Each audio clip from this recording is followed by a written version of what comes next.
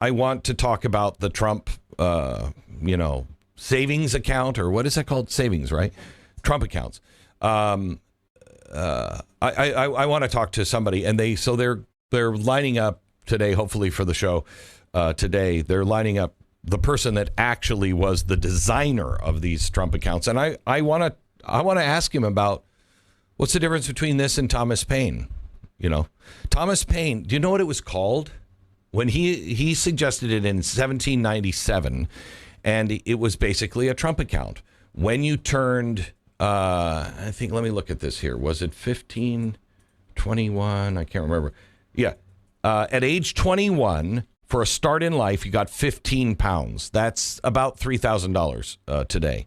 Then you'd get 10 pounds per year after 50 for retirement. The problem was the founders, they rejected this wholesale. Just nope. It didn't get very far. And that's because they were like, no, you're raising taxes on what? Inheritance. If you had money, they wanted to add a 10% tax to what you were going to pass to your children. So then that would go to others. And they were like, that's redistribution of wealth. We have no right to do that. No right to do that at all. So no, we're not doing it. But you know what they called it? You know what Thomas Paine called it? I mean, you want to think about things just repeating over and over and over again. He called it agrarian justice. This year, celebrate Christmas that's all about family and freedom and American values. Give a gift from American Giant. Clothing made in America with American cotton and American workers. I started American Giant, over 10 years ago now because I'd just gotten fed up with what I was seeing in the clothing industry in particular. It had become an industry that was making really cheap stuff. And I thought that was really bad for the things that we care about. I thought it was really bad for the people and places that make things. And there's something really magical when you connect with the people that are making your clothes and the places that are making your clothes, and you meet the farmers and you meet the knitters and you meet the people that are sewing the products. It makes you a real steward of that product. And I think as a consumer, there's a dimension to that matters. This year, give a gift of American quality, a gift that will last. American Giant makes the best hoodie you'll ever own, and so much more, including these cool and comfortable bomber jackets. Go to american-giant.com/Glenn. Use my name and get 20% off your first purchase. Buy American this Christmas at american-giant.com/Glenn.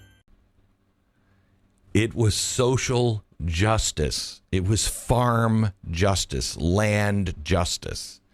Isn't that incredible?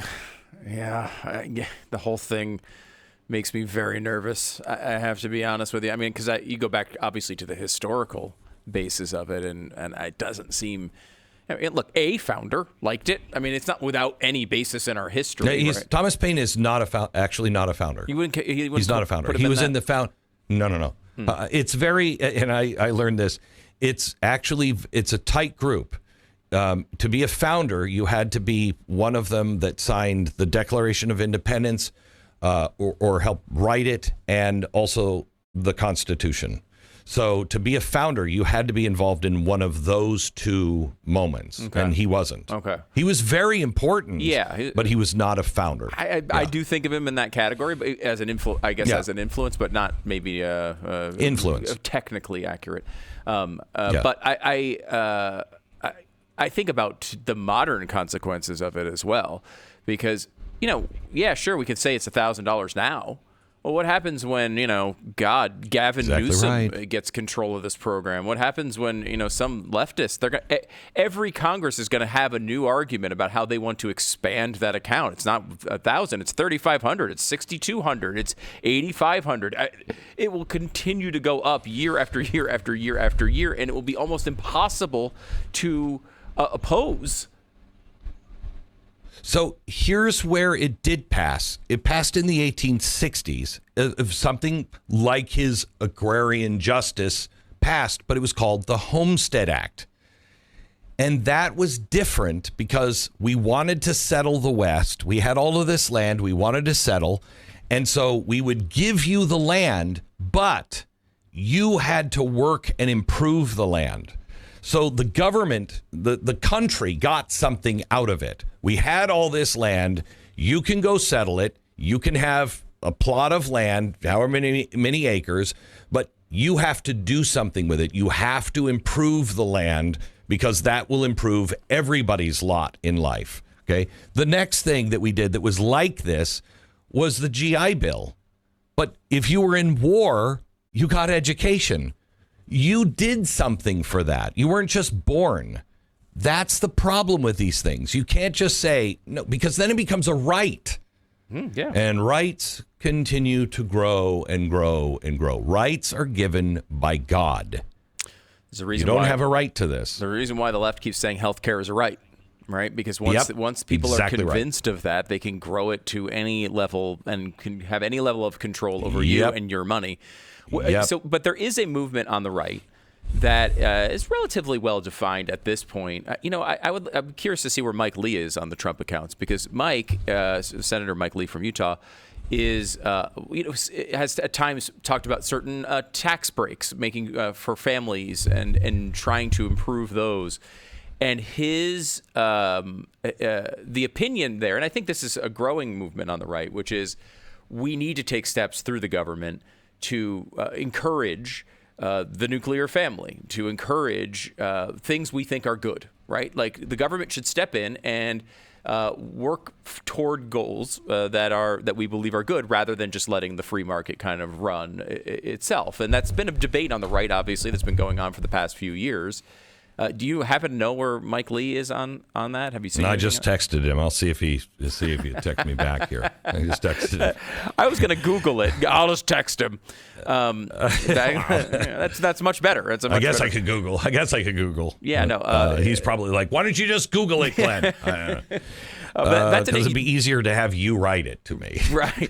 It is an interesting thought, because I think the motivation here by Trump is good, right? Like he's trying to say, hey, kids get a positive start in life. It's obviously savings is good. Sometimes parents start off on the wrong foot. They're not able to save for their kids. Yep. Like I get the motivation being good, but obviously we can see how this spirals out of control. It's not the way our government is supposed to run, in my view. And the concern level for me on these is massively high. And rightfully so, because you're absolutely right. What it starts as is not necessarily what it's going to end as, and what other doors open up because of this. And that's my biggest concern. So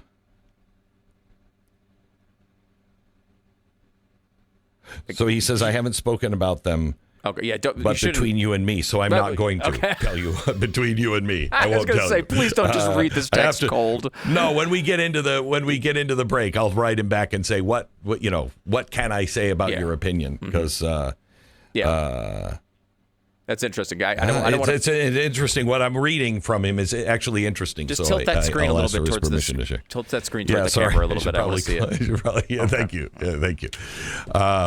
But anyway, I mean. The idea is noble and it is good. It's honestly, it's a little like getting rid of the filibuster. If you return the filibuster back to what it was before the progressives destroyed it. So you had to stand up and you had to make your case. And as long as you could stand there, you could make your case and you could stop things. But the progressives got rid of all of that. Okay, now you don't even have to stand there. You just vote on a filibuster. I don't even know. But if you want to return it to the way it was, which was nothing but a break, it was not a stop. It was a break. So you could slow the system down so people could go, wait a minute, disagree with this, let's rally the people and let's rethink this. That's good. But to get rid of it, it might be good for us right now. I can guarantee you it will be very bad for us in the future, because you're not going to have control of the House and the Senate. You're just not. And when they have it, I mean, that's what they wanted to do, and we were against it. And we were against it because we know what they would have done with it. Well, you're going to have it, and then what? And then when you lose it, what do you think they're going to do with it? You just can't cross these lines because it will come back to roost with you. And you won't like it. This is why we say this all the time. You can't. The Constitution cuts both ways. You know it's constitutional. You know when you look at something and go, "Oh, I really want that to happen, but it's not constitutional." Okay, then we don't do it, because the Constitution will slap you in the face sometimes and be your best friend the other times. It cuts both ways. It doesn't cut the way you always want it to. And that's the problem. People try to make the Constitution and our system into something that always serves us. Well, it doesn't. It will serve the other side. It'll serve a purpose that is cross to your purpose once in a while. But it's steadfast. It's always based on something real and eternal, not your emotions, not what you want to happen, but what is the best system of fairness man has ever devised. And once you start getting into the mix of that, you're going to screw everything up. And that's why our country is the mess it's in. I think, Glenn, too, when you start breaking when you break the seal for a thing like Trump accounts, you just wind up with all, like, Medicare is a good example of this to me. Medicare is this program. Obviously, I even though a Democrat started it, like, in theory, outside of their behind the scenes motivations of wanting to expand government and all that, of course it's a good motivation for health care for seniors, right? Of course. Yes. And also, and I will say this, Medicare Part D comes out, which is the medicines, prescription drugs. Yep. And that was a massive expansion of Medicare that happened under a Republican.